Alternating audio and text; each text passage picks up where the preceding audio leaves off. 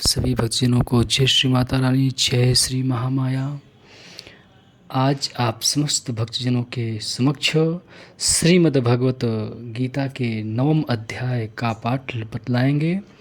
ओम श्री परमात्मे नमः। उसके उपरांत श्री कृष्ण भगवान बोले, हे अर्जुन, तुम दोष दृष्टि रहित भक्त के लिए इस परम गोपनीय ज्ञान को रहस्य के सहित कहूँगा कि जिसको जानकर तो दुख रूप संसार से मुक्त हो जाएगा। यह ज्ञान सब विद्याओं का राजा तथा सब गोपनीयों का भी राजा एवं अति पवित्र उत्तम प्रत्यक्ष फल वाला और धर्मयुक्त है। साधन करने को बड़ा सुगम और अविनाशी है। हे परंतप, इस तत्व ज्ञान रूप धर्म में श्रद्धा रहित पुरुष मेरे को न प्राप्त होकर मृत्यु रूप संसार चक्र में भ्रमण करते हैं। हे अर्जुन, मुझ सच्चिदानंद घन परमात्मा से यह सब जगत जल से बर्फ के सदृश परिपूर्ण है और सब भूत मेरे अंतर्गत संकल्प के आधार स्थित है। इसलिए वास्तव में मैं उन में स्थित नहीं हूँ और वे सब भूत मेरे में स्थित नहीं हैं, किंतु मेरी योग माया और प्रभाव को देख कि तू भूतों का धारण पोषण करने वाला और भूतों को उत्पन्न करने वाला भी मेरा आत्मा वास्तव में भूतों में स्थित नहीं है। क्योंकि जैसे आकाश से उत्पन्न हुआ सर्वत्र विचरने वाला महान वायु सदा ही आकाश में स्थित है, वैसे ही मेरे संकल्प द्वारा उत्पत्ति वाले होने से संपूर्ण भूत मेरे में स्थित है। ऐसा जान हे अर्जुन, कल्प के अंत में सब भूत मेरे प्रकृति को प्राप्त होते हैं, अर्थात प्रकृति में लय होते हैं और कल्प के आदि में उनको मैं फिर रचता हूँ। कैसे कि अपनी त्रिगुणमयी माया को अंगीकार करके स्वभाव के वश से परतंत्र हुए इस संपूर्ण भूत समुदाय को बारंबार उनके कर्मों के अनुसार रचता हूँ। हे अर्जुन, उन कर्मों में आसक्ति रहित और उदासीन के सदृश स्थित हुए मुझ परमात्मा को वे कर्म नहीं बांधते हैं। हे अर्जुन, मुझ अधिष्ठाता के सकाश से यह मेरी माया चराचर सहित सर्व जगत को रचती है और इस ऊपर कहे हुए हेतु से ही यह संसार आवागमन रूप चक्र में घूमता है।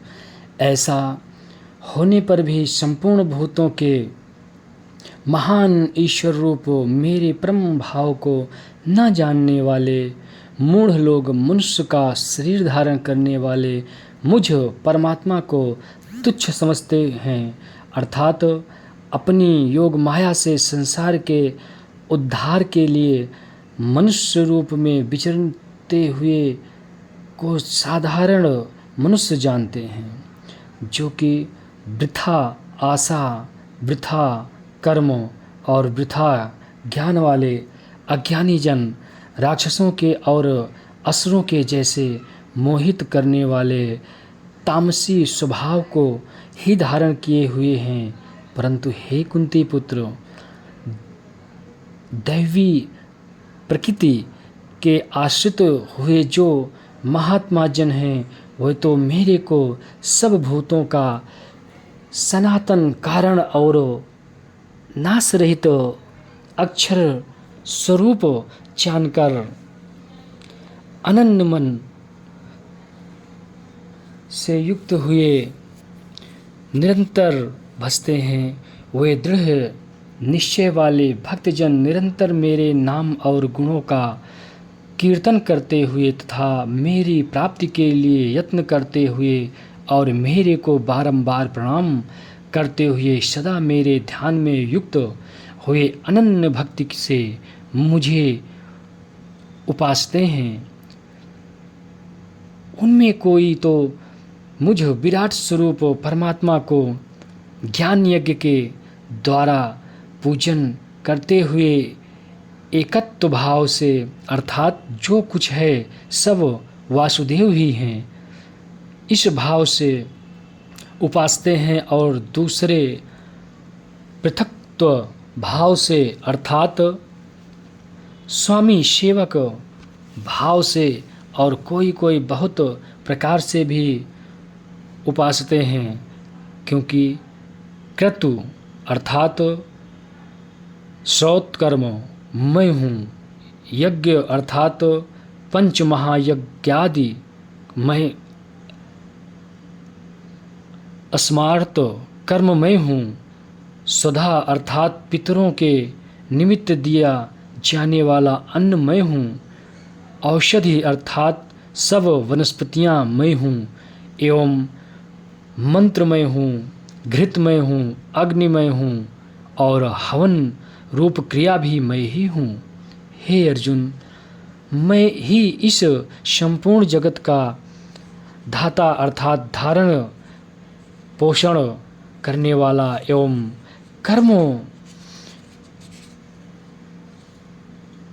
कर्मों के फल को देने वाला तथा पिता माता और पितामह हूँ, और जानने योग्य पवित्र ओंकार तथा ऋग्वेद, सामवेद और यजुर्वेद भी मैं ही हूँ। हे अर्जुन, प्राप्त होने योग्य तथा भरण पोषण करने वाला, सबका स्वामी, शुभाशुभ का देखने वाला, सबका वास स्थान और शरण लेने योग्य तथा प्रति उपकार न चाहकर हित करने वाला, और उत्पत्ति प्रलय रूप तथा सबका आधार निधान और अविनाशी कारण भी मैं ही हूँ। मैं ही सूर्य रूप हुआ तपता हूँ तथा वर्षा को आकर्षण करता हूँ और वरसता हूँ, और हे अर्जुन, मैं ही अमृत और मृत्यु एवं सत और असत भी सब कुछ मैं ही हूँ। परंतु जो तीनों वेदों में विधान किए हुए सकाम कर्मों को करने वाले और सोमरस को पीने वाले एवं पापों से पवित्र हुए पुरुषों, मेरे को यज्ञों के द्वारा पूज कर स्वर्ग की प्राप्ति को चाहते हैं, वे पुरुष अपने पुण्यों के फल रूप इंद्रलोक को प्राप्त होकर स्वर्ग में दिव्य देवताओं के भोगों को भोगते हैं। वे उस विशाल स्वर्गलोक को भोग कर पूर्ण क्षीण होने पर मृत्यु लोक को प्राप्त होते हैं। इस प्रकार स्वर्ग के साधन रूप तीनों वेदों में कहे हुए सकाम कर्म के शरण हुए और भोगों की कामना वाले पुरुष बारंबार जाने आने को प्राप्त होते हैं, अर्थात पूर्ण के प्रभाव से स्वर्ग में जाते हैं और पूर्ण क्षीण होने से मृत्युलोक में आते हैं। जो अनन्य भाव से मेरे में स्थित हुए भक्तजन मुझ परमेश्वर को निरंतर चिंतन करते हुए निष्काम भाव से भजते हैं, उन नित्य एक ही भाव से मेरे में स्थिति वाले पुरुषों का योगक्षेम मैं ही हूँ। स्वयं प्राप्त कर देता हूँ।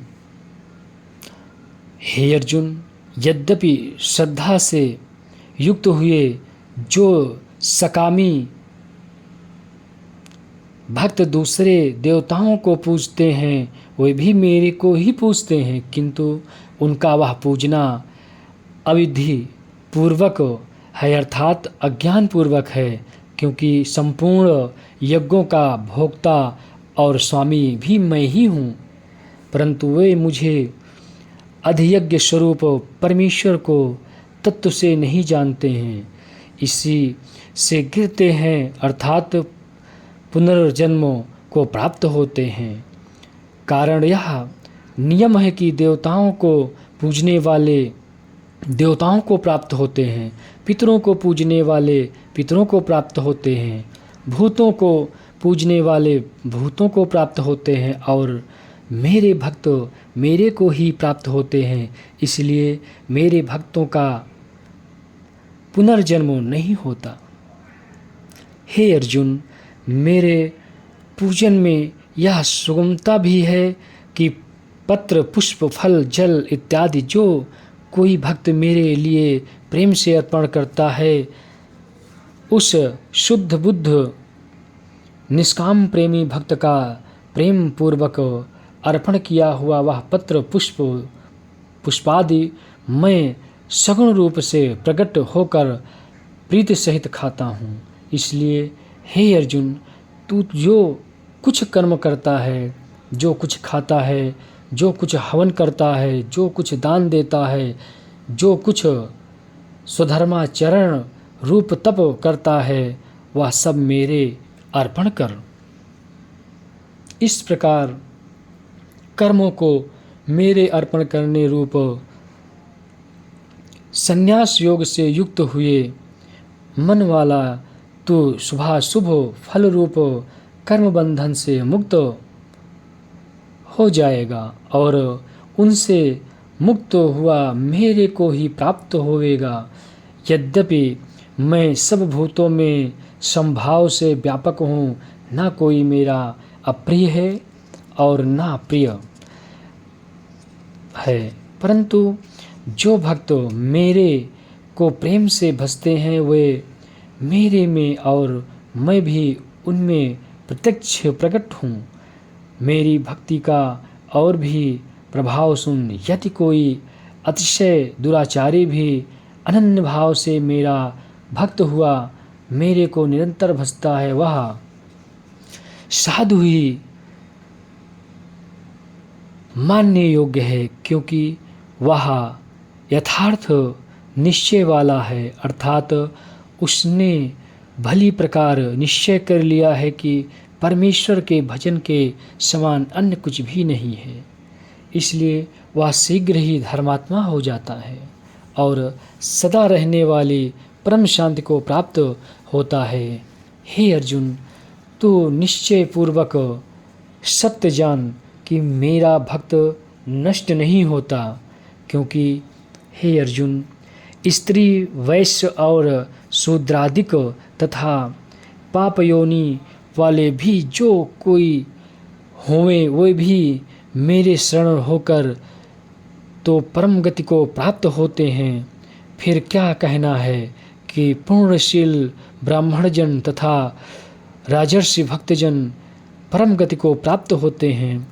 इसलिए तू सुख रहित और क्षणभंगुर इस मनुष्य शरीर को प्राप्त होकर निरंतर मेरा ही भजन कर, अर्थात मनुष्य शरीर बड़ा दुर्लभ है, परंतु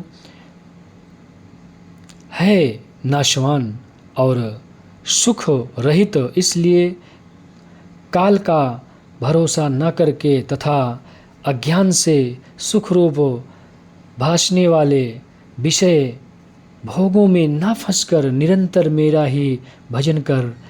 केवल मुझ सच्चिदानंद घन वासुदेव परमात्मा में ही अनन्य प्रेम से निश्चय नित्य निरंतर अचल मन वाला हो और मुझ परमेश्वर को ही श्रद्धा प्रेम सहित निष्काम भाव से नाम गुण और प्रभाव के श्रवण कीर्तन मनन और पठन पाठन द्वारा निरंतर भजने वाला हो तथा मुझ शंख चक्र गदा पद्म और किरीट कुंडल आदि भूषणों से युक्त पीतांबर वनमाला और कौस्तुभ मणिधारी विष्णु का मन, वाणी और शरीर के द्वारा सर्वस्व अर्पण करके अतिशय श्रद्धा, भक्ति और प्रेम से विह्वलतापूर्वक पूजन करने वाला हो और मुझ सर्वशक्तिमान विभूति, बल, ऐश्वर्य, माधुर्य, गंभीरता, उदारता, वात्सल्य और सुहृदता आदि गुणों से संपन्न सबके आश्रय रूप वासुदेव को विनय भावपूर्वक भक्ति सहित साष्टांग दंडवत प्रणाम कर इस प्रकार मेरे शरण हुआ, तू आत्मा को मेरे में एक ही भाव करके मेरे को ही प्राप्त होएगा। ओम श्रीमद् भगवत गीता रूपी उपनिषद एवं ब्रह्म विद्या तथा योग शास्त्र विषयक श्री कृष्ण और अर्जुन के संवाद में राजगुह योग नामक 9वां अध्याय। ओम तत्सत। आप सभी भक्तजन जो भी हमारे चैनल को सब्सक्राइब न किए हों, आप लोग हमारे चैनल को लाइक करें, सब्सक्राइब करें, ज़्यादा से ज़्यादा शेयर करें। जय माता दी, जय श्री महामाया। कुछ कारणवश वीडियो को हम अपलोड नहीं कर पाए श्रीमद् भागवत कथा को, क्योंकि हम बद्रीनाथ केदारनाथ गए थे दर्शन के हेतु। उसके उपरांत वहाँ से महाकालेश्वर, खाटू श्याम, मेहंदीपुर बालाजी, मथुरा वृंदावन, गोकुल, बरसाना, नंदगांव इत्यादि जगह पर दर्शन, पूजन, भजन, कीर्तन के लिए गए थे।